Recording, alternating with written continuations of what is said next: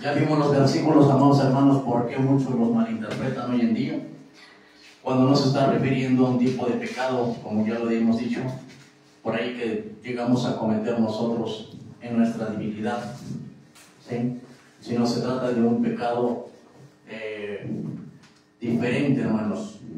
¿Y ese pecado qué? ¿Cuál era ese pecado, hermanos? Llamar anatema al Señor Jesús. Ya vimos todo lo que conllevaba el renunciar a Cristo en ese tiempo, hermanos. Que no era así tan fácil como nosotros podemos decir, renuncio a mi fe a Cristo y ya no decido seguir a Cristo. Bien. También vimos o cerramos, amados hermanos, que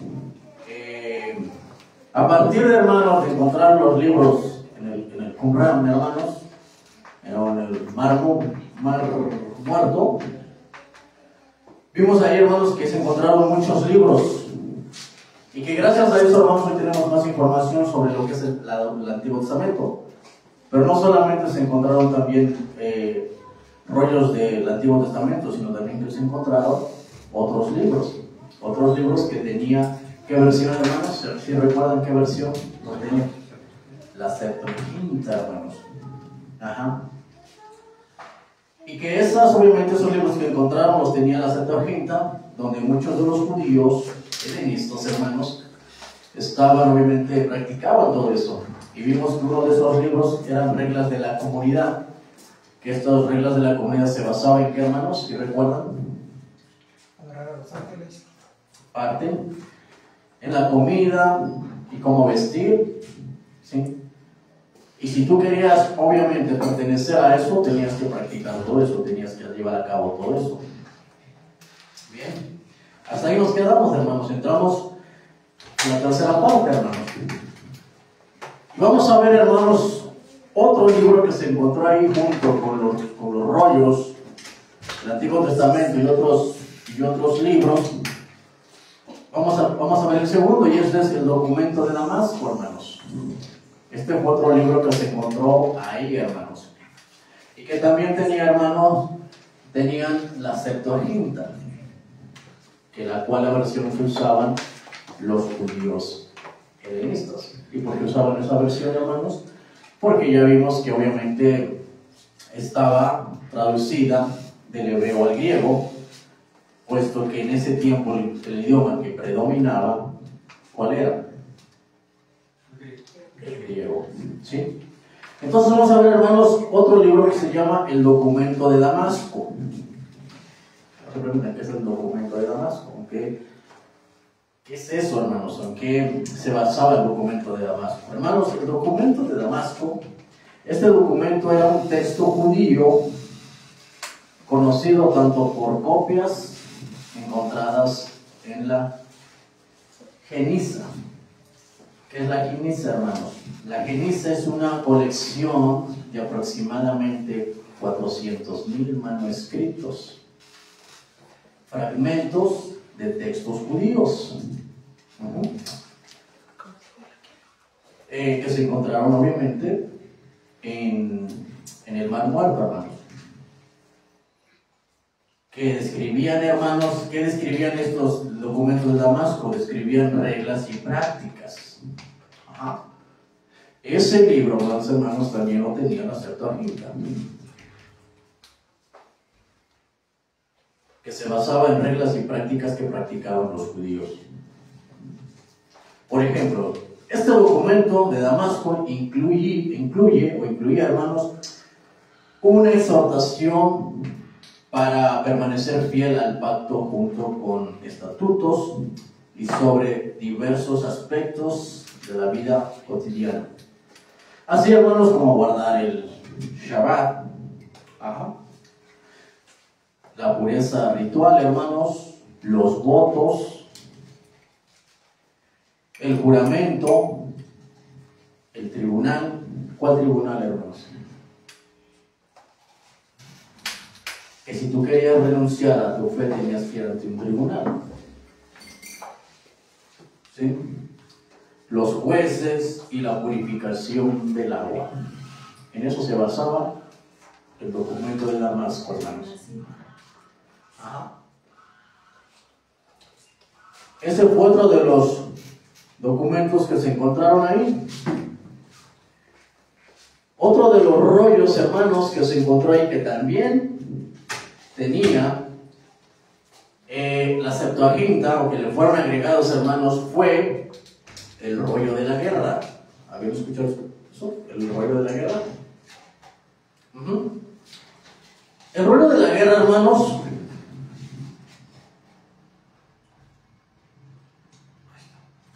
oye, muy fuerte, ¿no? No, se escucha el ciclo de clase.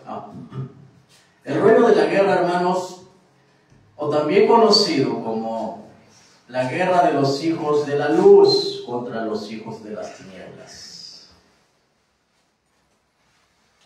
Este libro, hermanos, detallaba la estrategia, organización de una batalla cósmica entre el bien y el mal, hermanos. Esto es lo que contenía ese documento, o ese rollo, el rollo de la guerra. Ese lo tenía la Septuaginta también, hermanos. Ahora entienden por qué los judíos estaban creyendo en tantas cosas. No solamente, obviamente, en el Antiguo Testamento, sino también en eso, hermanos. Otro, hermanos, el libro que se encontró ahí, hermanos, o que contenía también ahí la Septuaginta, hermanos, o que creían esos judíos tenían, era el Midrash de Melquisedec. El Midrash. El Midrash de Melquisedec. Este libro del Midrash de Melquisedec, hermanos, va a ser muy significativo, muy importante, hermanos, y de suma importancia para entender por qué el autor, hermanos, de Hebreos, recita este libro precisamente en Hebreos. Y se preguntarán, bueno, ¿por qué? ¿Qué era lo que enseñaba este libro del Midrash de Melquisedec? Este libro, hermanos, enseñaba que había un Melquisedec apocalíptico. Con un orden sacerdotal que iba a venir, hermanos, en el futuro a restaurar y a realizar la última expiación. La expiación final. Ellos creían eso, hermanos. ¿Por qué cree usted, hermano, que el autor va a hablar de Melquisedec? Aquí el autor de Hebreos, hermanos, va a usar o a tomar esto, hermanos, de Melquisedec para hablar de la figura del Melquisedec de Génesis 14, hermanos. Vamos a Génesis 14, 18 al 20.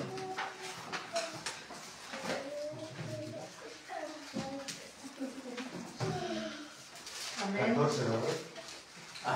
14, 18 y 20. De 18 al 20. Amén. Génesis 14, 18 al 20. Y voy a pedir a alguien que le dé lectura, por favor, hermanos, quien guste. Un hermano valiente puede darle lectura, hermanos. Génesis 14, 18 al 20. La palabra de Dios dice, perdón, ya todos tienen. 14, 18. Amén.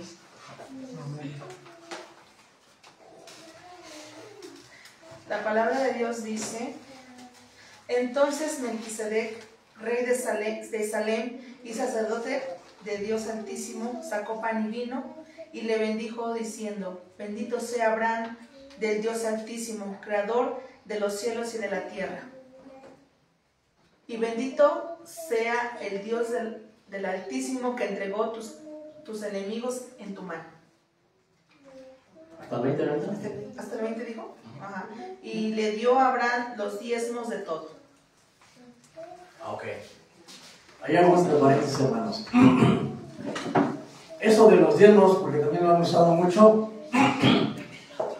que Como Abraham no estaba en la ley, dio los diezmos. Hermanos, eso de los diezmos de Abraham, eso ya era una práctica que se conocía en ese mundo. Los gentiles lo hacían también. ¿Sí? Abraham ya sabía que eso se hacía en lo secular. Ahora, regresando aquí. Entonces el autor de Hebreos usa esa figura de Cristo para hablar del verdadero, en Hebreos, para hablar del verdadero sacerdocio de Melquisedec, hermanos. También, obviamente, en el Salmos, ahí lo pueden leer en el Salmo 110, hermanos, también nos habla de eso, hermanos, y dice que Dios usa ese, que es una tipología, hermanos, entre Él y Cristo. Por eso es que el autor habla en Hebreos de Melquisedec, para hablar del verdadero Melquisedec. Pero, hermanos, les va a hacer ver que Cristo es superior que Melquisedec. Porque recuerden que este libro de Midrash hablaba de un Melquisedec con términos apocalípticos, que vendría a ser la última expiación, hermanos. Porque eso era lo que ellos pensaban de Melquisedec. Que era un personaje apocalíptico, un sacerdote que iba a venir a ofrecer la última expiación para ellos. Eso lo creían ellos, los judíos. Ahora, si podemos darnos cuenta aquí, mis amados hermanos, esto, hermanos, ya estaba desplazando a Cristo de su papel central de la suficiencia. ¿Por qué? Ahorita lo va a entender. Es como decir, hermanos, que yo le pregunto a usted ahorita, ¿usted cree que Cristo vino? ¿Me va a responder? Obviamente que sí, ¿no? ¿Lo cree? Claro que lo cree. ¿Que vino y que murió? Lo va a creer, es cierto. Pero al mismo tiempo usted cree que vendrá otro también para hacer la última expiación. ¿Qué significa eso, hermano? Pues que no cree completamente que Jesucristo. Eso significa creer o pensar, hermanos, que el sacrificio de Cristo no fue suficiente. Ellos estaban a merced de creer todas estas cosas, hermanos. Ellos creían en ese Melquisedec apocalíptico que iba a venir a hacer la última expiación. Y eso nos lleva, hermanos, a preguntar, nosotros creemos que Jesús vino, le murió, resucitó y está. Y es como creen que al mismo tiempo es que va a venir otro a hacer la última expiación. Eso es lo que creían los hebreos, hermanos. Y eso estaba quitando de su papel central a Cristo, hermanos. Por eso es que el autor les dice que Cristo es superior a ese Melquisedec. Estaba denotando la supremacía de Cristo. Lo hace con él, lo hace con el sacerdocio arónico, lo hace con los ángeles.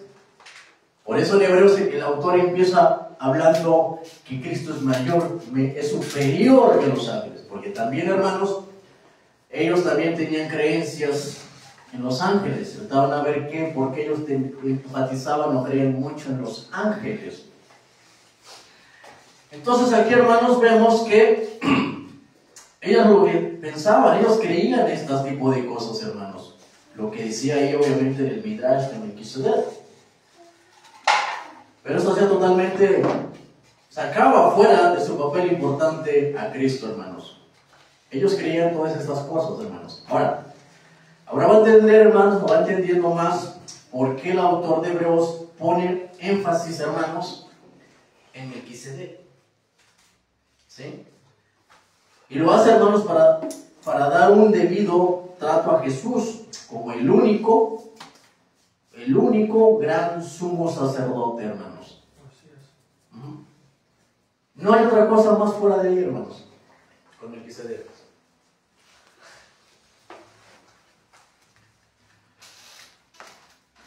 Cinco, hermanos. Otro libro que tenían, hermanos, también, que tenían ahí, hermanos, o que lo tenían y creían y les practicaban cosas o creían, eran las secciones de primero de Enoc, o también conocidas, hermanos, como el libro de los vigilantes. O también se le conoce, hermanos, si lo han escuchado, como el libro de los sueños. ¿Lo habían oído hablar, escuchado así, el libro de los sueños, el libro de los vigilantes? Amén. O también las secciones de primero de Enoc, si se les conocía. ¿Y este libro en qué se basaba, hermanos?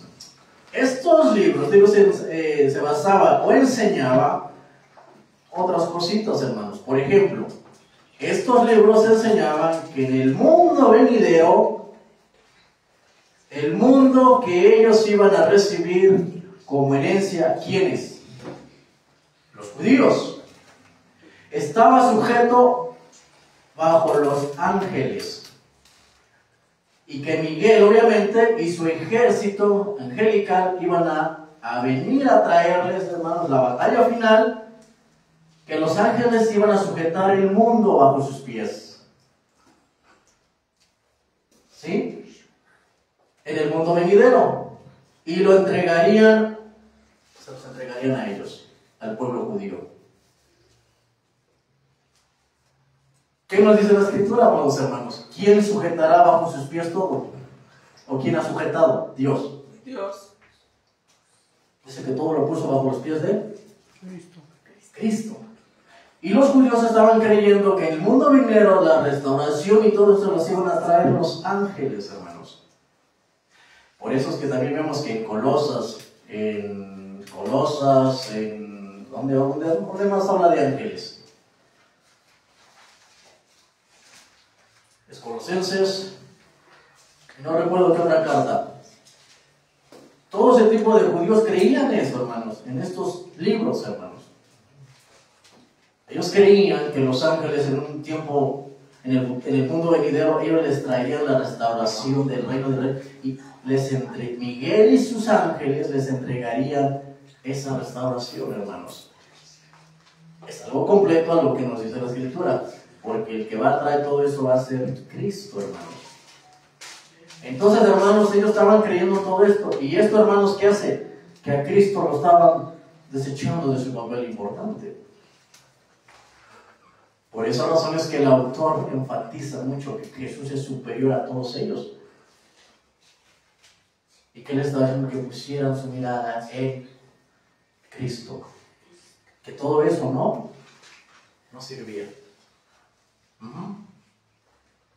Que todo eso que creían que los ángeles les iban a traer, les entregarían la restauración al pueblo judío, porque ellos lo que creían, eso era falso. Por eso es que el autor empieza hablando ahí en Hebreos. Si se han dado cuenta, hermanos, empieza hablando de ángeles. Entonces, mis amados hermanos, como podemos ver, la esperanza de ellos ya no solo estaba en Cristo, sino que también en Miguel y sus ángeles. Ahora, hermanos, van a entender por qué el autor inicia con 2 capítulos enteros hablando de ángeles, porque los judíos creían esto, lo que acabo de decir.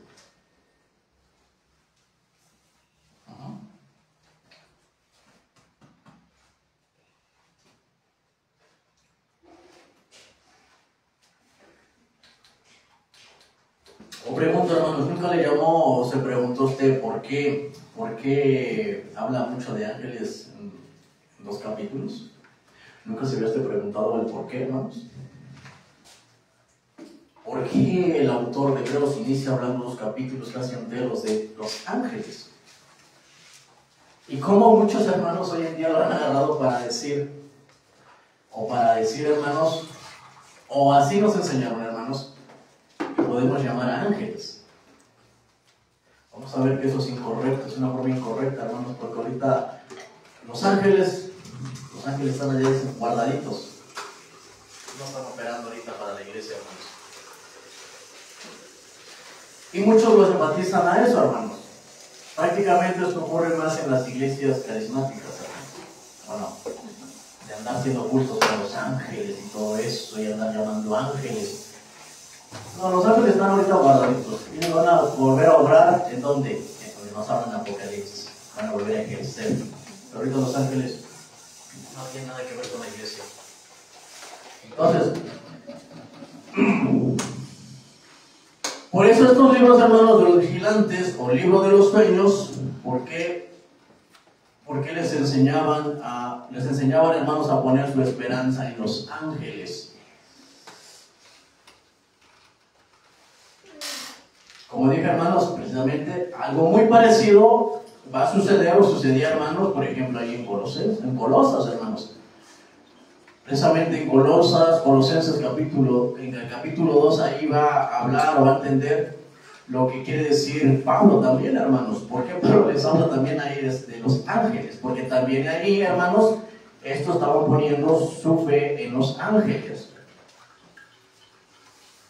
Pero acá, hermanos, para entender este punto, sobre Colosas, primero veremos un poquito de la situación histórica de Colosas.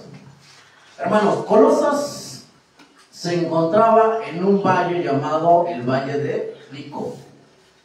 Y en este valle había 3 ciudades importantes. Colosas. ¿Cuál otra, hermanos? La Odisea.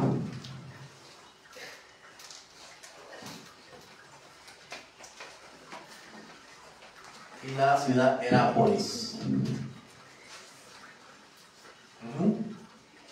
Estas 3 ciudades eran vecinas, amados hermanos. Ahora, una de las características de estos valles, hermanos, es que tenían grandes colonias judías que estaban repartidas entre las 3 ciudades en Colosas: Herápolis, la Odisea y obviamente Colosas. Y no solamente eso, hermanos, sino que en ese tiempo el gnosticismo, hermanos, había crecido fuertemente entre ellos, hermanos. Eso es lo que también tenía. Gnosticismo, hermanos. Por lo tanto, hermanos, se había hecho un sincretismo entre el judaísmo, hermanos, ahí en Colosas, hermanos. Se había hecho un sincretismo el judaísmo y el agnosticismo, hermanos, dando luz a la herejía de Colosas. ¿Han escuchado de la herejía de Colosas?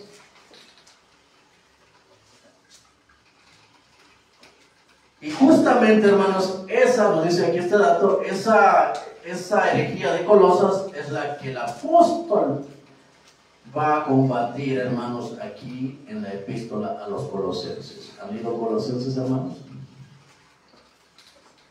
Justamente Pablo va a ir a combatir esa herejía de Colosas, hermanos. ¿Por qué?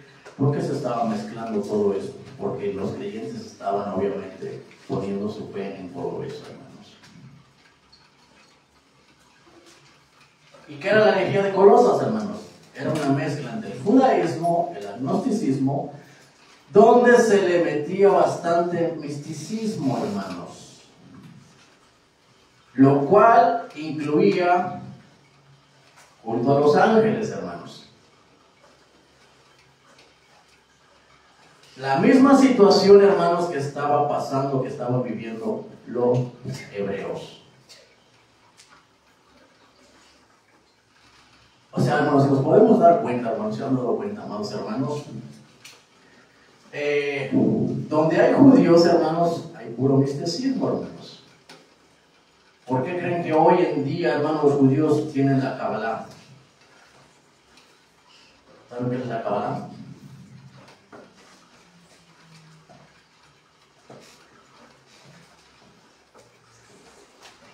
Tienen la Kabbalah, el Midrash, etc. Puro misticismo con ellos, hermano. Si usted le pregunta a un judío, hermanos, ¿cómo puedo hacer para ser rico? Él le dirá, ok, por medio de oraciones, conjuros, en base a puro misticismo, hermanos. Para que usted sea rico, hermanos. Por eso es que ellos normalmente manejan el misticismo, los que manejan la Kabbalah, el Midrash, entre muchos libros, hermanos. Y todo esto, hermanos, estaba mezclando, hermanos. estaba haciendo que los creyentes creyeran en eso, como en culto a los ángeles. Vamos a Colosos, hermanos, a Colosos capítulo 2, 16.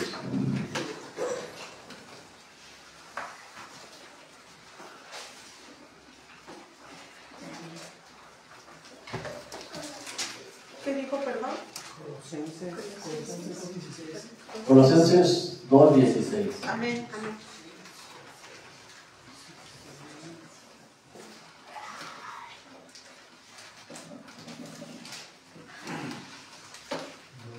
Hasta 19, hermanos. ¿Ya lo tienen? Amén. Amén. Bien, la doy lectura. Dice, por tanto nadie nos juzgue en comidas o bebida, o en cuanto a días de fiesta, luna nueva o días de reposo. Todo lo cual es sombra de lo que había de venir, pero el cuerpo es de Cristo.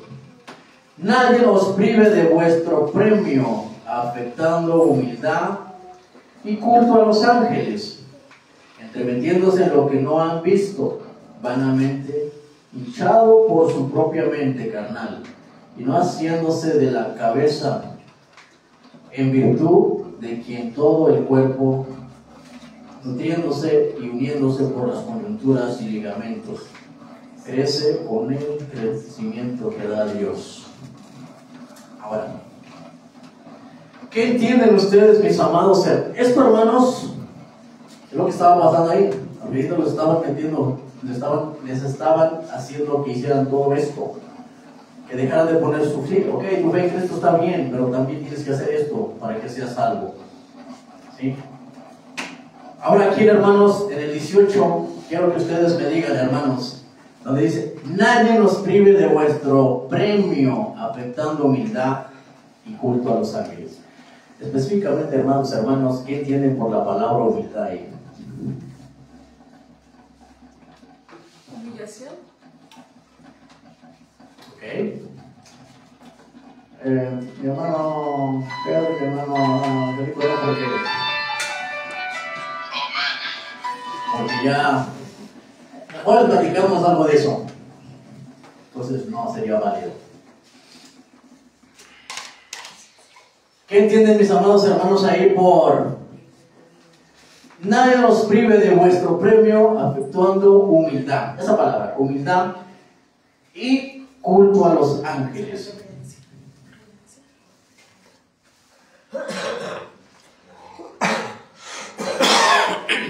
Como idolatría. Como idolatría. Pero, ok.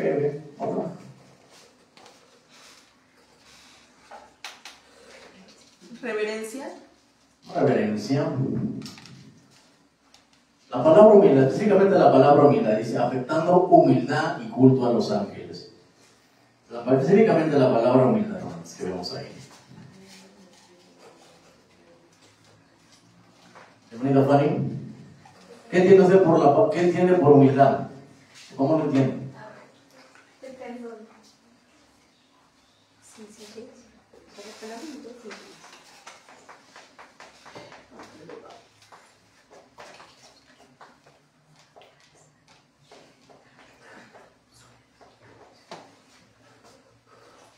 ¿No?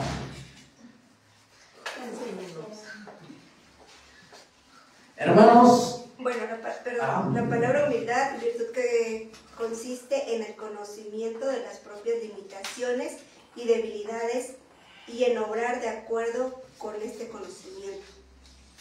Ok. Todas estas eran actividades judaicas, hermanos, la comida, las bebidas, días de fiesta y días de reposo. Ahora, la palabra aquí, humildad, amados hermanos, la palabra humildad aquí que aparece, que vemos ahí en Colosenses 2:18, hermanos, esa palabra que vemos en ese verso no se refiere a la humildad como nosotros la conocemos, hermanos. Humildad, soy humilde, ¿no? ¿Sí? No se refiere como nosotros hoy la conocemos, sobre que la tenga una persona que sea humilde. No. Aquí, hermanos, la palabra humildad tenía que ver con el ascetismo. que era el duro trato del cuerpo, hermanos. El duro trato del cuerpo. El duro trato del cuerpo. Por eso dice, ya me perdí, hermanos. 18. Dice, nadie nos prive de vuestro premio afectando humildad y culto a los ángeles. Esa era una forma, hermanos, de que lo que estaban haciendo, hermanos, era, por mayor ejemplo, ¿qué se ve los 12 de diciembre? ¿Qué vemos ahí? Idolatría. Golpeándose, Flagelándose. flagelándose. ¿Sí? Ahí la palabra humildad se refiere a eso, que no dieran, porque ellos ofrecían a los cultos a los ángeles el duro trato de su cuerpo, flagelándose, hermanos. Por eso ahí Pablo les dice, nadie nos prive de vuestro premio afectando humildad y culto a los ángeles. ¿Sí? Era el duro trato del cuerpo, hermanos, en ofrenda o sacrificio a culto a los ángeles. Flagelándolo, hermanos, por medio también del ayuno, hermanos, en silicio, culto a los ángeles, etc. A esto se refiere la palabra humildad, hermanos, con un duro trato al cuerpo. Hoy sabemos, hermanos, que el ayuno no es como hoy muchas iglesias lo enseñan, hermanos, flagelando tu cuerpo. O como muchos te dicen, o sea, hay que ayunar para que mengue la carne. Hermanos, sí vamos a menguar un día o dos, pero después vamos a volver eso, hermanos. ¿El ayuno para qué es hoy, hermanos? El ayuno es para cuando yo personal, que yo quiero tener más acercamiento con Dios. Amén. Personal. No es para que te lo impongan, hermanos, en la iglesia como una doctrina fundamental. ¿Y en qué se basan? En que los hebreos lo hacían. Esa era parte de la cultura de un ámbito judío. Para la iglesia, si usted lee todas las cartas, hermanos, no va a encontrar ninguna recomendación o una recomendación o algo directamente que el gentil deba ayunar. Eso es una doctrina general, hermanos. Hoy el creyente lo puede hacer, pero es personal, bajo convicción personal. ¿Por qué? Porque quiero tener más relación con Dios. Para eso hoy es el ayuno. Que humanamente lo han aplicado mal, muchas iglesias lo aplican. Y a veces esto de ser puede ser contradictorio para la persona. Entonces, hermanos, aquí la palabra que es humildad no se refiere como nosotros la conocemos, sino se refiere el duro trato del cuerpo, como por base dijo, por medio de ayunos, en silicio, culto a los ángeles, etcétera, hermanos. A eso se refiere ahí la palabra humildad, con el duro trato del cuerpo. Ahora, algo más que debemos saber, hermanos, que ese misticismo, hermanos, ha llegado hasta en nuestros días. ¿En dónde, hermanos? ¿Dónde lo podemos ver? En los grupos carismáticos. ¿Sí lo ha identificado, hermanos? ¿Cuáles es los grupos carismáticos? ¿Cuáles son, hermanos?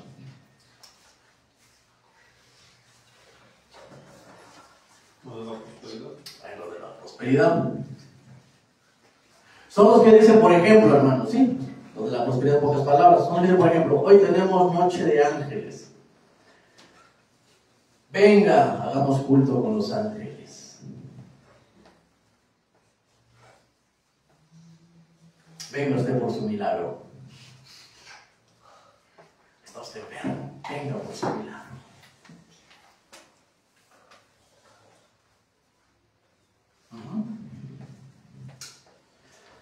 Puro misticismo, hermanos, eso es. Esto, hermanos, no es algo nuevo. Esto, hermanos, ya viene del mundo agnóstico, hermanos, hace 2000 años atrás, hermanos.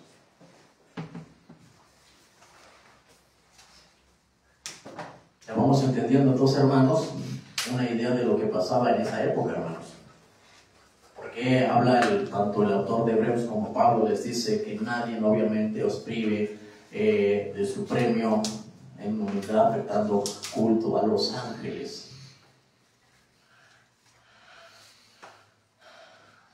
¿Por qué? Porque ellos hacen todo esto, hermanos. Los estaban llevando a eso, hermanos. Como dice el encuentro de los judaizantes, hermanos, estaban llevando a los hermanos. Por eso es que Pablo les manda esta carta, hermanos. Pablo no fundó esa iglesia de Colosos. Por eso les manda esta carta a los colosenses, porque estaban cayendo en todo esto, hermano. Bien, quiero hacer una anotación que notemos en el verso 18. Dice, nadie os prive de vuestro premio, afectando humildad y culto a los ángeles. Pero se dan cuenta, la traducción es incorrecta, porque no dice afectando, dice prefiriendo. Esa es la palabra original. Y la palabra original es la palabra telo. Quiere decir, dice, nadie os afecte vuestro premio, prefiriendo humildad, o sea, el querer demudar el rostro y hacerte pasar por religioso, hacerte pasar por flagelar tu cuerpo, querer demostrar que ayunas, demudando el rostro y teniendo culto hacia los ángeles, porque dice más adelante, entremetiéndose en lo que no ha visto, vanamente hinchado por su propia mente carnal. O sea, era una exhortación a no caer en ese tipo de persuasiones donde desviaban la atención de tener la mirada en Cristo y ponerla en una falsa piedad. Y en culto a ángeles dicen cosas que no ha visto. Exactamente. Todos interpretamos que ahí te está diciendo que sí puedes creer en ángeles y que puedes creer en lo que dice ahí en que dice en humildad. No está hablando de que tú puedes creer en eso, sino que no debes de dejarte desviar por eso y quitar los ojos en Cristo. Por la traducción está incorrecta. Sí, es dependiendo de la traducción, pero sí, realmente lo vemos, es más claro ahí, hermanos. Sí, es más claro, por eso es bueno tener varias versiones. Ajá. Pero ahí la ciencia, obviamente, lo que dijo el hermano, igual, obviamente es prefiriendo, o sea, estaban en Cristo, pero también estaban cayendo en eso. ¿Por qué? Porque los judaizantes estaban haciendo que cayeran los creyentes en eso. Cuando hoy el autor de Hebreos dice, a ver, nada de eso te sirve. Nada de eso te sirve. Porque eso era solamente sombra. Los ángeles eran mensajeros. El sacerdocio era la sombra de Cristo, de lo verdadero. Pero ellos estaban aceptando